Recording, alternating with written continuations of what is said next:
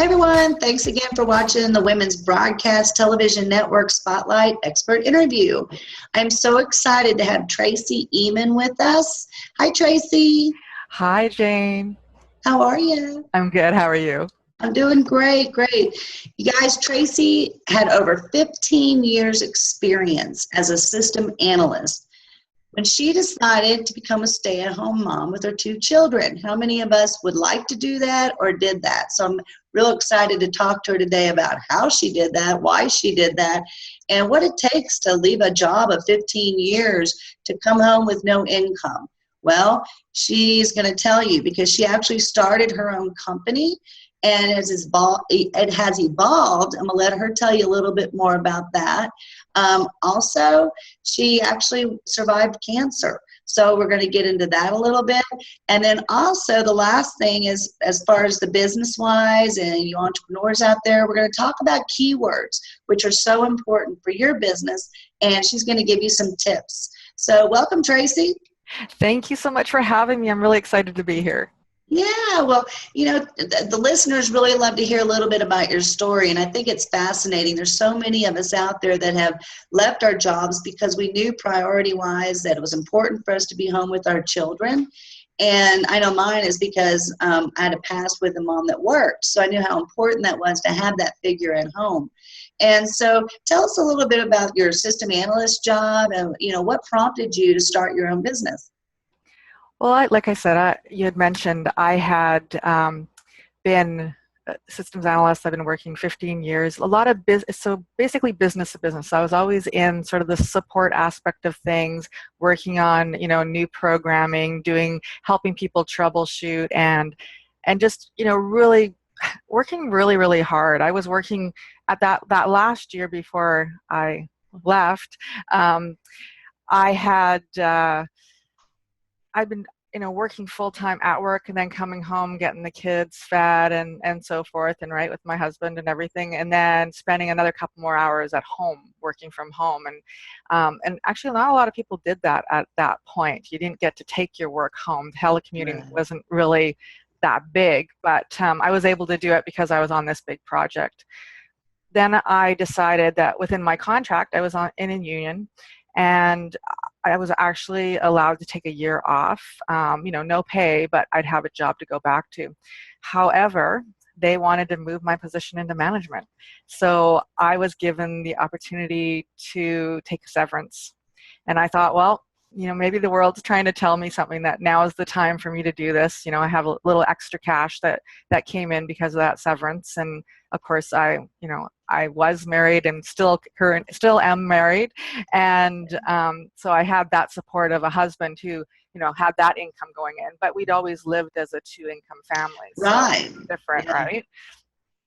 So then what happened is I started to go, I tried some direct sales businesses out. I was even part of a company that did pole dancing parties, and I was the quietest and maybe meekest, but, you know, I would rather not draw attention to myself. And I was doing that because it just kind of pulled me out, right? It allowed me to, if I could do that, I could do anything. And it was so great seeing these women. Usually it was, you know, birthday parties and bachelorettes, but just seeing people kind of like let go of the, you know, these blinders that we put on.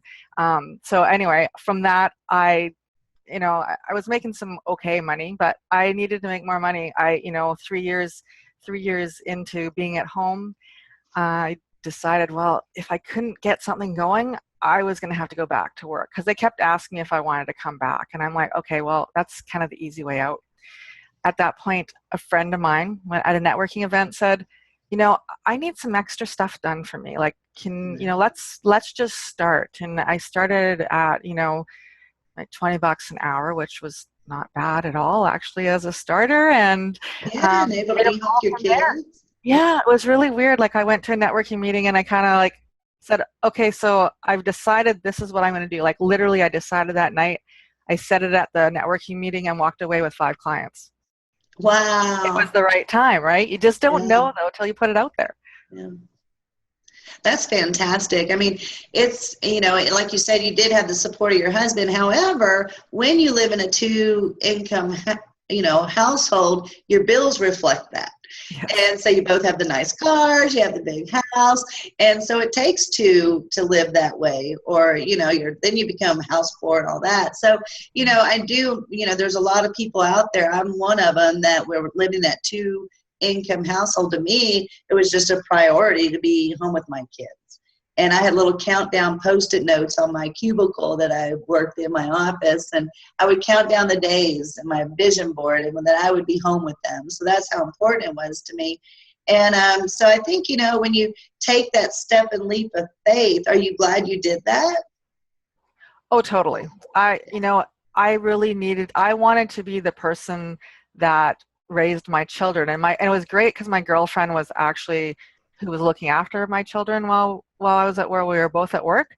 But it's still, you wanted to be the ones to see those, maybe not the first moments, because I didn't actually, my son was 3 when, yeah, but my daughter was in elementary school. So but being there for things and being able to, just sort of drop things at a moment's notice and be able to support and experience things. And I think that's why I, chose to go into business for myself as well, because I can still do that. I can arrange things around my schedule as long as people give me enough notice. But like if I know what's going on, then it's in my calendar and it takes priority. And I think that's the thing, right? Right. Oh, yeah. I'm very thankful that I took that leap of faith. So let's talk a little bit about your business, because it's really interesting. You talk about keywords and things like that, which are so important now to grow your business. So I guess you've evolved from, we stopped at your story where you were working for, decided to set up your own business and help others and help them succeed. And then and that's evolved. So tell us a little bit about how your business has evolved and what you're doing now. I'm always a firm believer that you can never stop learning, and if I don't know the answer to something, darn it, I'm gonna find out what it is, right? So that's always been sort of, I have that tenacity, and so I was always coming up with, new opportunities and things that I could share with my clients, and then things that also come to mind, like as you see people that are, I don't know about you, you probably are getting emails from SEO companies, people telling you that you could every do so much day more, right? Yeah. And it's, and and you're like, okay, wow, I actually have to do something about this, right? Like I need to do something. So you might take them up on whatever their offer is. And one of the things that brought it home to me is one of my clients, I was doing more administrative stuff for her, because like my business did start out as a virtual assistant type administrative portion. Virtual assistants cover everything from administration to e-commerce to network marketing. I mean, it really encompasses anything that you need out there. There's somebody that's going to be able to provide that service. So this one client, while I was away, got contacted by one of these companies and paid, some really good money to be on the first page for certain search terms. And they delivered, right? She was on the first page for those search terms. However, when I got back, I took a look at those search terms, those keywords that she was using, and no one was searching for them. I think maybe like 5 people a month. So, she was being delivered a bill of goods that they made good on. They gave her exactly what they said they would. Cost a lot of money. And when no one's looking for those words and it's not bringing in your ideal clients, then it's a waste of money. So that just kind of got me inspired to, research more and start to educate people on why it's important. I mean, keywords you need them on your social media posts, you need them throughout your website and blog, you need them in the back end. It's just really important. So you can see I'm really passionate about keywords. Time consuming. Yeah. When you have to tag every photo, every page, every header, every social media post, every hashtag, it just gets overwhelming. And so teach us how do you make it? Do you do it for people, or do you tell them how to do it? Are you a coach? How does that work? I kind of do all of it. It's interesting. The coach label, I've kind of always shied away from, because to me, there's so many coaches out there, and they are coaches. Like I do get it, and I have been called a coach, because I'm talking to people, and I'm pulling that information out of them, what it is that they're, what they're doing, what they love, how they can share that information, and kind of walking them through stuff that they probably already knew, but it was sort of buried pretty deep. And I actually have an article in the e-magazine, e-entrepreneurial magazine. Yeah. And they called me a keyword coach because it didn't fall into anything else. But I teach people. I have a keyword profit boost training program. I've got one starting in October. Oh, nice. And October what? On October let me think, I think it's the 12th. Okay. I don't have my calendar open So right now. if you're watching this show, that's next week, actually. So yes, okay, perfect. And in the meantime, too, people can check out. I do have a keyword marketing secrets report. So I love really it. good examples and ideas of how you can use keywords and even what keywords are, because it's. Where would they find that? You can go to keywordmarketingsecrets.com. Keywordmarketingsecrets.com. Yes. Okay. That's a free report everyone can download? Yes, definitely. Oh, fantastic. Thank you. You know what? I think I had a problem with Coach too. I used to be in the technology world in storage and virtualization. And so I was marketing. So I knew a lot of this stuff. I didn't use it as a business. I just did it for a business. And so, but when people would ask me things, I would just tell them how to do it. And one of my friends said, you could get paid a lot of money to tell people that. And I said, why would I charge? I mean, this is just because in our world, in the corporate world, you help people. Yes. Like we had people that wanted to shadow us from colleges. I just feel, I just never dreamed of labeling myself as a coach or charging money for it. But in the world that we're in now, entrepreneurs and women business owners, that's kind of the label that, you're put with. And, you can be a consultant or coach, whatever it is, but you do have a group program that's coming up in October. Tell us a little bit about that. So in this program, we go through finding your client avatar. So your client avatar is really, who you're talking to. Who is it that you want to serve out in the world? What their concerns are, what their goals are, and how you can help them.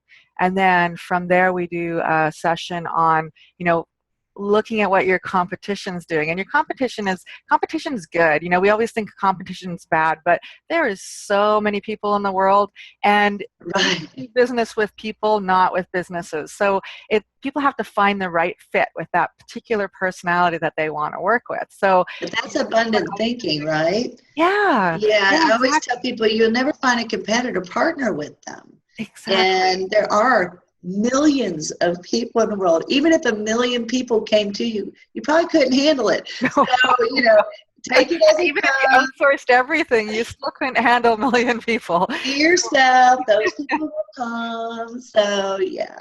And you can learn from other people too, right? Like Definitely. in various stages of their business, people are really, for the most part, people are really willing to share their journey and how they came to the point that they are. And they would rather have you, not go through some of those pitfalls that they've managed to pull themselves out of, right? Like you said, it goes back to that nurturing that I think that entrepreneurs all have that nurturing spirit. I mean, you can be really hard-nosed, I guess, and be that, really, really driven entrepreneur.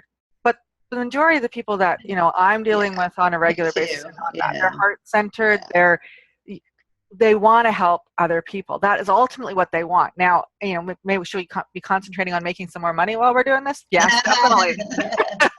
And that, like you said, a lot of us come from corporate. So it's like, okay, I get paid no matter whether I do nothing or I do a lot. And I've always because that's my personality. Yeah. So as an entrepreneur, it's a tightrope walk in a way, right? To figure out, you don't want to give away too much, but then you want to give away enough that people are getting value from speaking with you every time, and you stay front of their mind.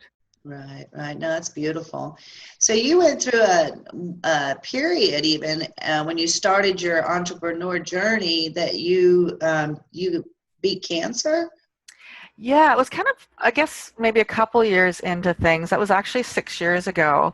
And I was diagnosed with breast cancer and I had a lumpectomy, and that was in 2010. And, I went through the chemo and radiation, and I swear the biggest thing was like losing my hair because, but I've seen, what my hair looks like at different stages. So it's like, okay, I know what I like.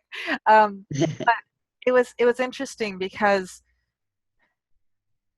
it's obviously not a journey that you want to go through. But at the same time, I think it's like everything. It's your mind. It is your mindset. Your mind controls a lot of how you'll come out on the other side. And for me, I was building my business while I was going through this. I literally was meeting people and they wanted to work with me, and I'd say, well, you know, unfortunately I'll have chemo starting. And so I know that, like every 3 weeks, I'm going to be down and out for like 72 hours. And I understand if you want to go work with somebody else, like, don't, it's your business, don't, or, whatever. And yet people are like, no, we want to work with you. Not a problem. We'll do that.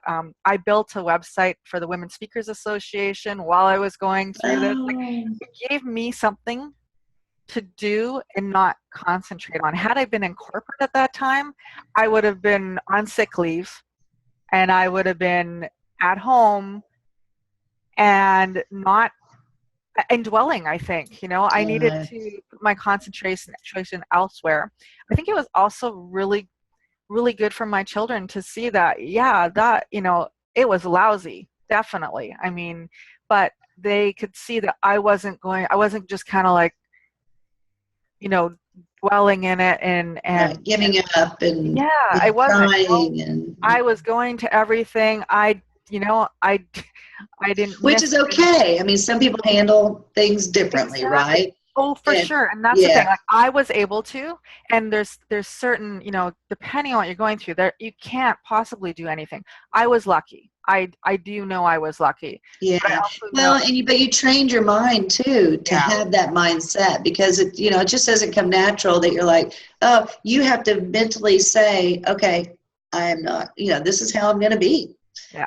Period. And so, it's easier for some, harder for others, but we all relate differently. But I wanted everyone to know that because how brave, and we all go through things in building our business, but can you imagine on top of that?